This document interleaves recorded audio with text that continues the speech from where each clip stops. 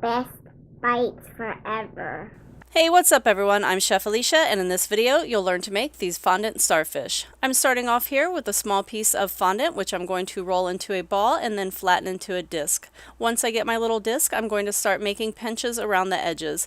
These pinches are going to be the little tentacles. So the way that I decide where to put mine is I kind of picture somebody doing a jumping jack like midway through one, kind of like the arms and legs are open and the head is right there. So that's how I got the shape for my little starfish. Also, you see in the bottom left corner, I'm doing a colored starfish. I used my Wilton gel colors to do him, and he has a little bit of the copper color and a little bit of brown. I couldn't decide which one I was going to want on my cake when I was all finished, so I did both. Just continue pulling gently on the little legs and pushing in the middle to get the fondant to go out there until you get your little starfish shape. The next thing that I need to do is add some details. I'm using my little tool here that kind of looks like a needle, and I'm basically pushing into it and then pulling down.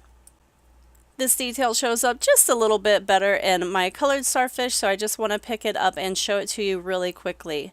This is what I'm doing with my little needle tool, and it's kind of like the little gills or whatever they are, but the more details, the better your starfish is going to look. Also, please make sure if you're not already subscribed to my channel that you take this time to click on the subscribe button below and also on the bell so that you get notifications of my upcoming videos. Once I get all of that little detail added on, I'm using a small fondant cutter. It's the star shape, and I just put a little indentation, again, just to give it a little bit more detail.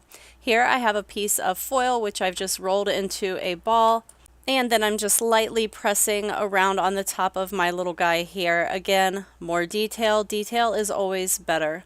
Once I get all of this foil done on there, I'm going to go ahead and move on back to my little needle tool, and I'm just putting some little holes along the top of where the little gill things are. So I want to go ahead and hold up my colored one and just kind of show you what that is looking like. See the little holes along the top there?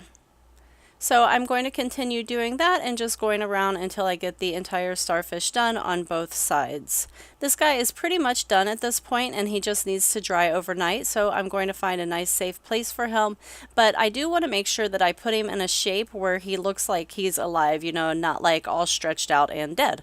So this guy, I actually decided to add a little more detail on top. You can see the little holes that I put on each leg.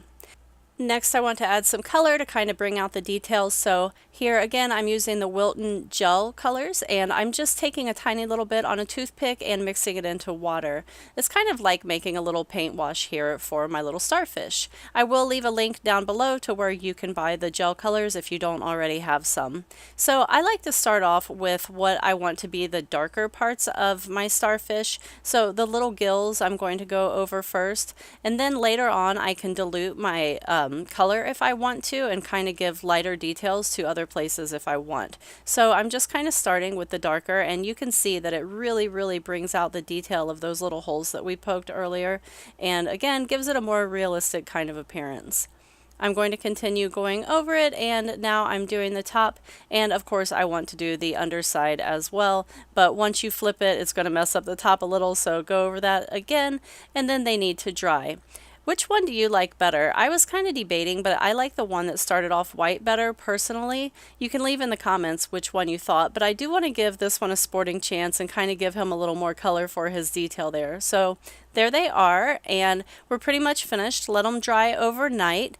And in my next video, I'll show you how to make these cool little shells that I made. I will leave the link down below in the description. Hi again, everyone. Thank you so much for watching my video. Please give it a thumbs up or a like or whatever you want to call it. Also share it with all of your friends because sharing is caring. And if you're not already a subscriber, please go ahead and click on the subscribe button and be a subscriber now because you don't want to miss any of the upcoming awesomeness that's coming because it's awesomeness. And you can find me on my other social media, including Facebook, Twitter, Instagram, Google+, and bestbitesforever.com, which is my blog. And yeah, I'll see you in the next video. Happy cooking, everyone. Bestbitesforever.com.